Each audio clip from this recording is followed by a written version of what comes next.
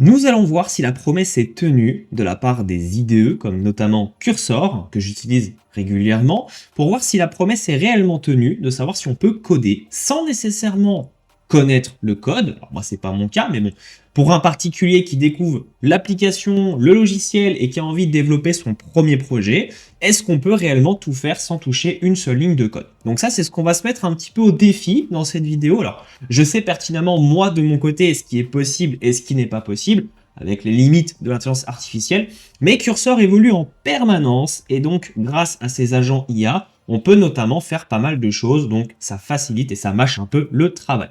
Donc sans plus attendre, ce que je vais vous proposer, c'est qu'on va commencer à initialiser une application sous Next.js, qui va utiliser React. Donc ce qu'on va faire, c'est depuis le chat, donc pas du composer, mais tout simplement du chat général de Cursor, on va lui demander d'initialiser une application Next.js avec la dernière version. Donc là, je vais vraiment pas lui faire un prompt précis, je vais lui parler comme si j'étais un débutant, et effectivement, on va voir un peu comment il va générer ça. Donc là, on lui a juste dit une application Next.js avec la dernière version. Hop, on le fait. Donc là, pour l'instant, il voit qu'il n'y a rien dedans. Donc ce qu'il va faire, c'est qu'il va générer une commande. Hop, voilà.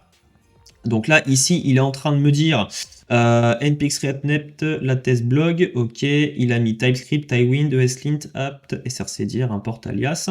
Donc là, on peut voir qu'il me demande des actions, parce qu'effectivement, il ne peut pas tout faire lui-même, normal, parce qu'il ne peut pas interagir 100% avec le terminal de commande. Donc là, il me demande si je veux installer TurboPack, donc non, je n'en veux pas.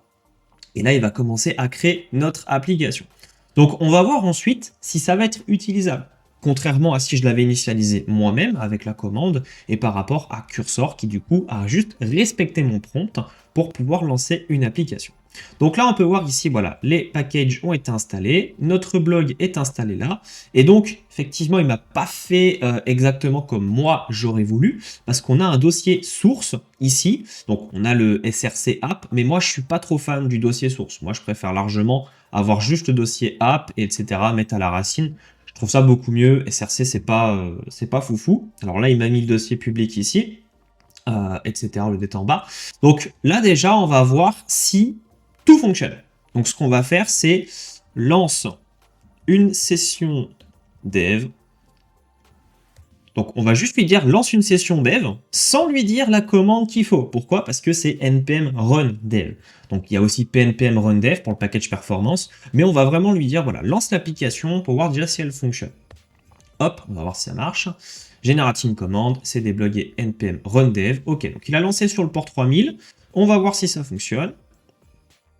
Voilà, donc on a notre application qui fonctionne ici. Donc jusqu'à là, pas de souci, mis à part une initialisation qui ne me plaisait pas forcément depuis le départ, mais en tout cas, pour l'instant, ça fonctionne. Donc là, maintenant, on rentre dans le vif du sujet. On rentre dans le fait où, effectivement, maintenant, on ne doit pas toucher à une seule ligne de code. On est censé coder, on est censé juste développer notre application et on connaît rien du tout. Donc ça veut dire que là, on va un peu faire comme les exemples de Lovable, comme par exemple ChatGPT quand on lui demande du code, comme V0 qui va nous customiser des interfaces. Donc vous allez pouvoir voir justement les lacunes et les avantages que peut vous proposer l'IA, et on va essayer de le faire sans donner des prompts précis. C'est vraiment l'objectif de la vidéo, c'est de coder comme si on était un vrai débutant sans rien connaître et de voir les limites de l'intelligence artificielle. Alors on va pas non plus lui soumettre des prompts de débile, créer application à nav, non, pas du tout. On va vraiment lui demander des exemples à l'oral, des choses, faut être créatif un petit peu. Donc là, ce qu'on va faire, c'est qu'on va réinitialiser notre chat pour effacer le contexte qu'il y avait dedans. On va effacer le terminal aussi. Donc le plus efficace, lorsqu'on va être là,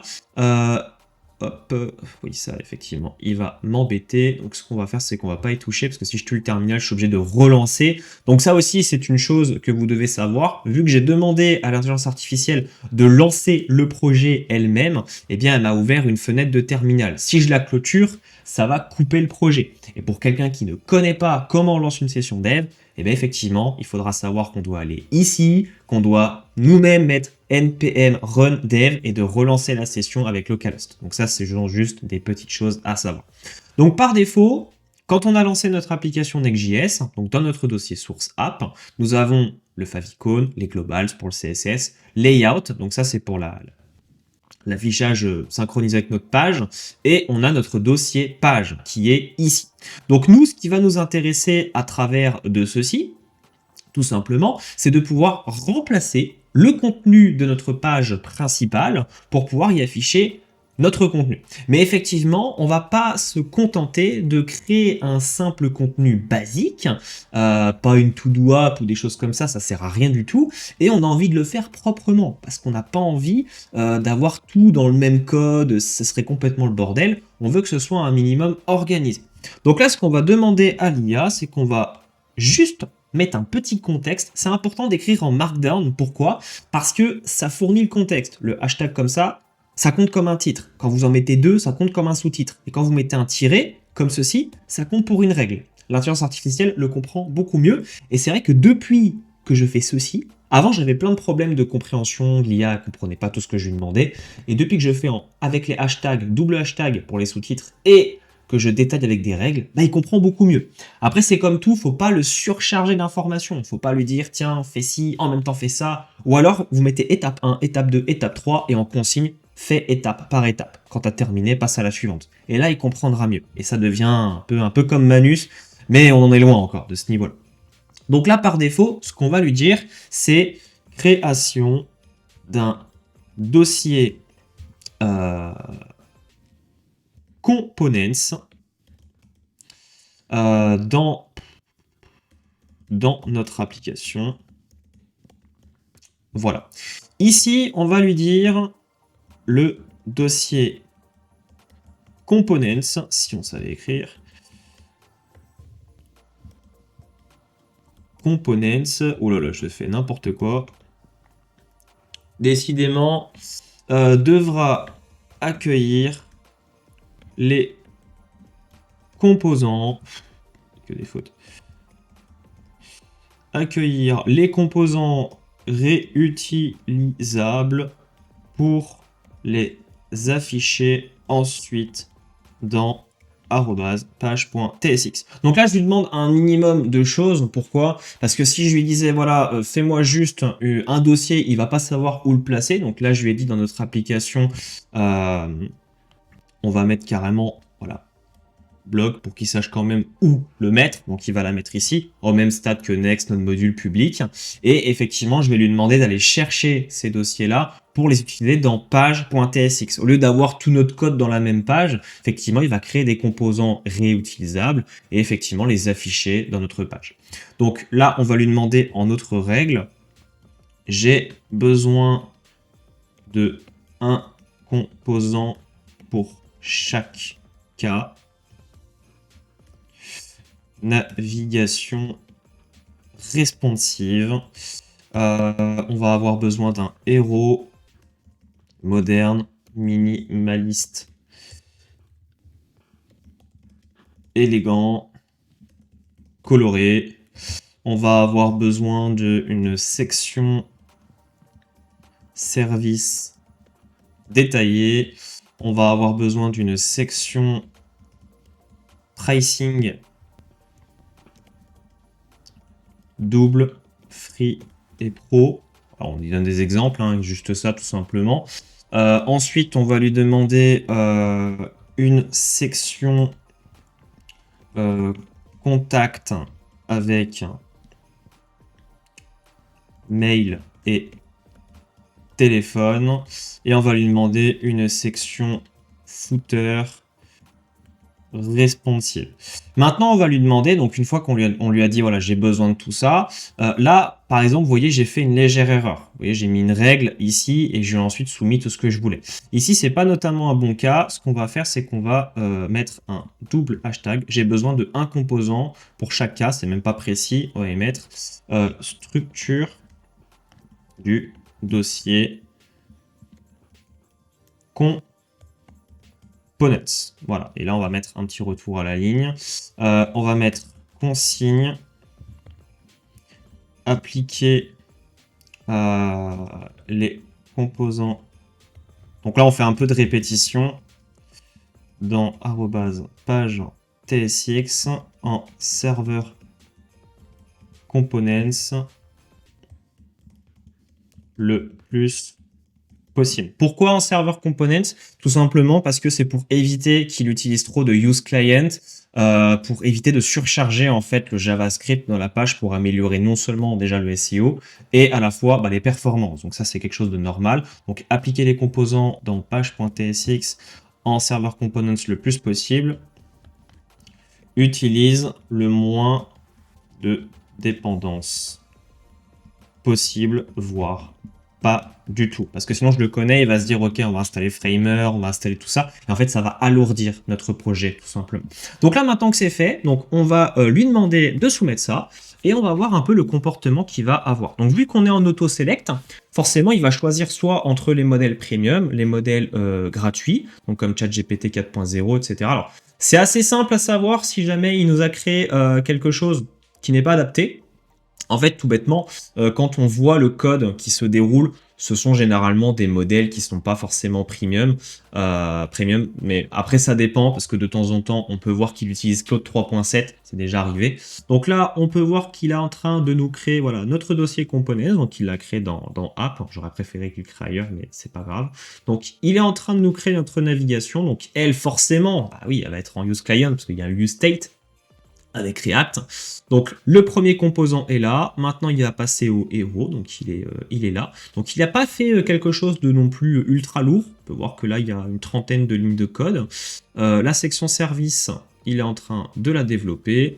Hop, on va voir un petit peu ce qu'il va nous faire. Voilà, donc là on a 60 lignes de code dans notre section service. Il va nous faire la section pricing. On va attendre qu'il ait fini tout simplement. Donc là, effectivement, on voit un peu moins parce qu'il y a la fenêtre qui est ici, mais vraiment, l'objectif, c'est de montrer que oui, tout simplement, juste avec le terminal, avec la demande, le code, on peut commencer à faire des choses, même s'il va falloir un minimum de notions si vous voulez développer un projet complet, mais effectivement, vous pouvez déjà avoir un bon début. L'IA est vraiment là, ça s'améliore vraiment pas mal.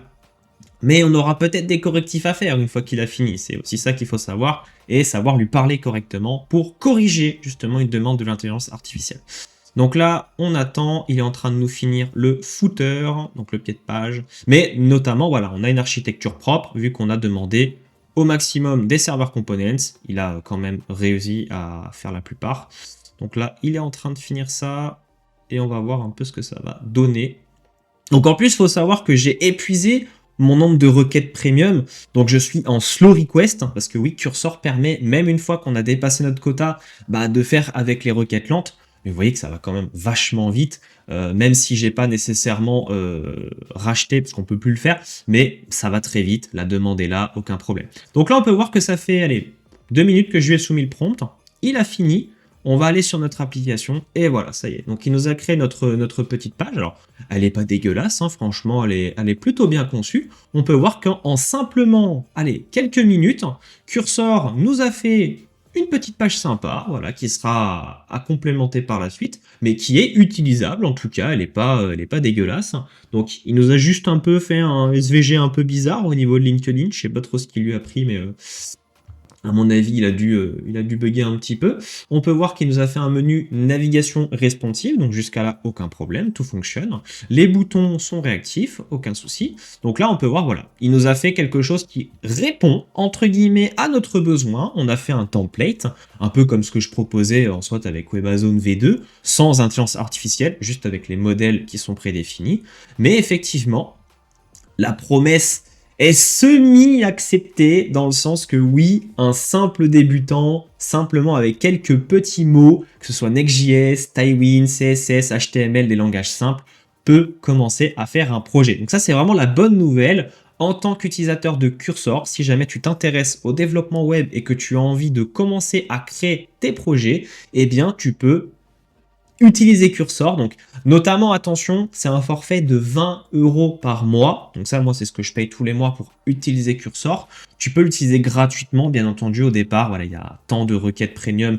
Il me semble que c'est 50 et après, c'est autocomplétion à hauteur de 2000. Mais sinon, c'est 20 € par mois. Mais honnêtement, 20 € par mois pour Cursor, c'est presque limite mieux qu'avoir les abonnements de ChatGPT, ceux de Claude, parce que tout est au même endroit.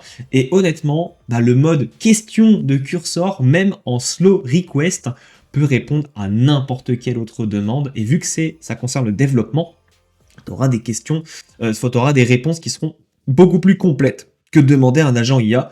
Et aujourd'hui, bah, toutes les applications à côté, on n'en a pas nécessairement besoin. Donc c'était tout pour cette vidéo. La réponse, on l'a. Oui, on peut commencer en tant que débutant à utiliser Cursor sans nécessairement connaître le code. Si ce format de vidéo t'a plu et que tu aimerais avoir plus de cas de développement, des applications que je m'occupe derrière avec l'IA, comment je prompte, comment je paramètre mes projets, n'hésite pas à me le faire savoir dans la description, dans les commentaires, pardon, à me lâcher un pouce bleu, à t'abonner, ça me ferait également plaisir. Et on se retrouve sur ce